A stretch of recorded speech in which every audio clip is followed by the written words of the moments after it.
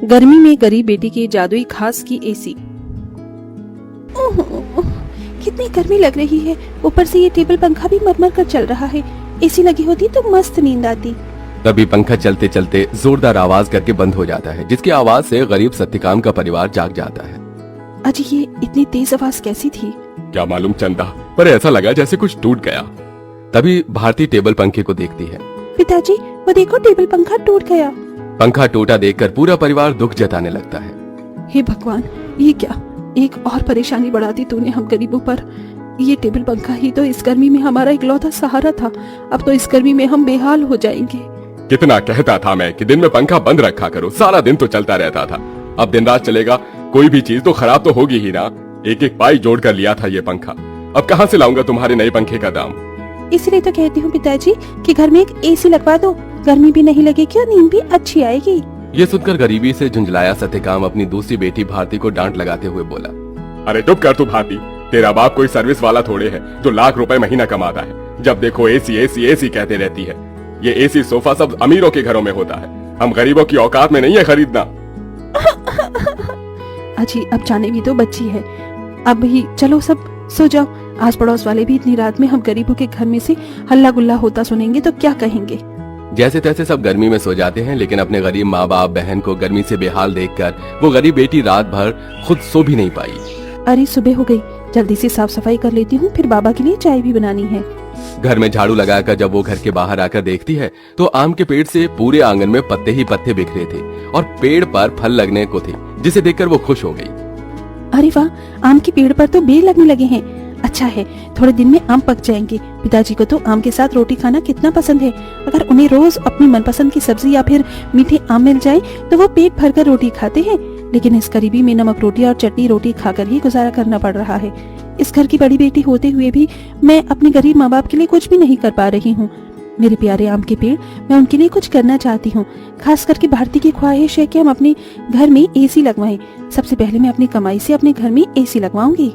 गीतू रोज ही अपने आंगन में लगे उस आम के पेड़ से अपना सुख दुख बांटती थी। वो पेड़ जैसे उसके परिवार का हिस्सा बन चुका था, क्योंकि गीतू ने 5 साल की उम्र में आम की गुठली बोई थी और हर दिन उसमें खाद पानी डालती, जिसे आज पेड़ इतना विशाल और फलदार था। पेड़ के नीचे हर कुछ दिनों में घास उगाती, जिसे गीतू जुगाड़ लगाकर कभी घास की चटाई तो कभी कालीन बुना करती थी।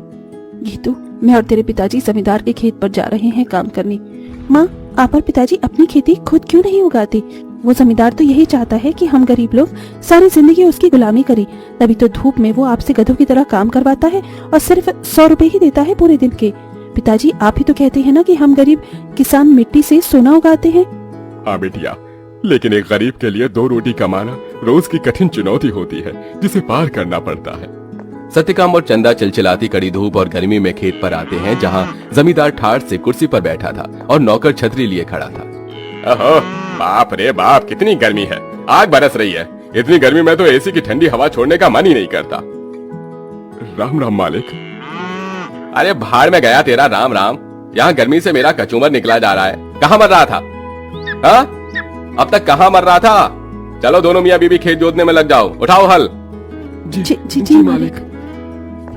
बेचारे दोनों कड़ी धूप में उतनी बड़ी जमीन में हल जोतते हैं, उनके माथे से टप टप पसीना बहता जाता है। अजी शाम हो गई, आज तो मालिक दिहाड़ी देने के डर से आए ही नहीं। उनकी हवेली चलकर मांग लेते हैं। पंखा ठीक भी तो कराना है, वरना गर्मी में गुजारा नहीं होगा। दोनों जमींदार के घर आते हैं, जहाँ जमींदार पांव पसारे एसी की चिल्ड ठंडी ठंडी हवा खा रहा था। ओहो, क्या मजा आ रहा है। एसी में भैया मजा बहुत है। अरे सत्यकाम, तू यहाँ? जी मालिक, पैसे दे दीजिए। ये पकड़ 200 और चल दफा हो जा। इसी तरह दिन गुजरते हैं। दोनों मियाँ बीवी जो भी कमा कर लाते अपनी गरीब बेटी के हाथों में रखते थे, जिससे बहुत ही समझदारी से गीतू घर चलाती और उसमें से कुछ बचा भी लेती।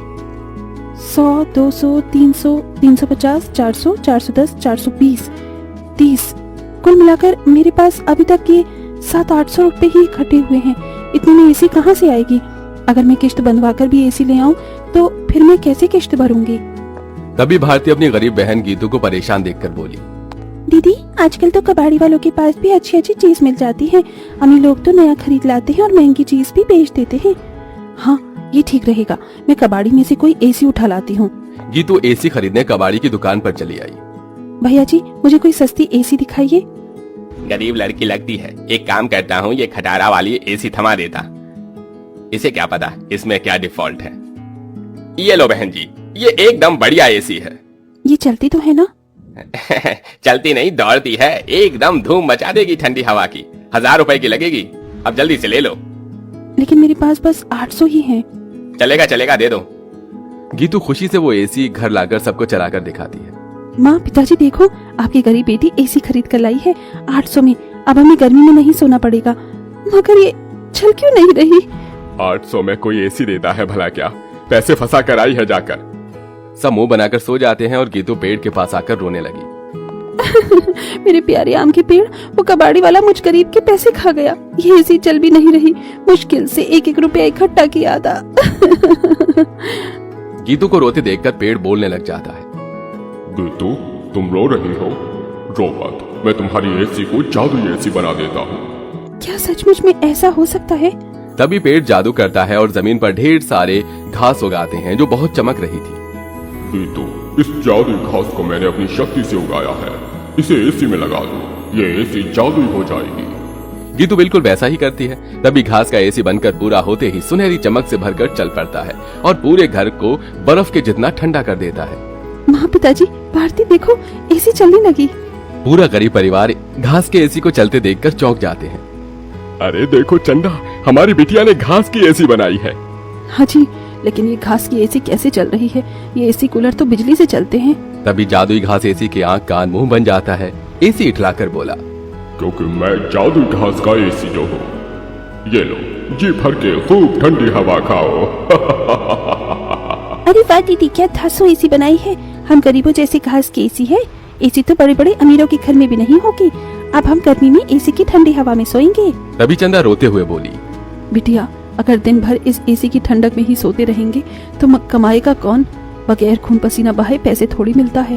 ये कहते हुए चंदा रोने लगती है। तभी जादुई घास एसी में से ठंडी हवा के साथ नोट बरसने लगते हैं। लूट लो, जितने चाहिए लूट लो, देख क्या रही हो? अरे रामा, ये जादुई घास की एसी तो लक्ष्मी मैया का रूप है। चंदा देख कैसे करारे करारे नोट दे रहा है ये एसी। क्योंकि मैं कोई मामूली एसी नहीं बल्कि जादुई घास का एसी हूँ। मैं तुम्हें हीरे जवाहरात सोना चांदी सब दे सकता हूँ। एसी के इस कथन को सुनकर गीतू ने उसे आजमाया। अगर ऐसा है तो हमें सोने चांदी के सिक्के देकर दिखाओ।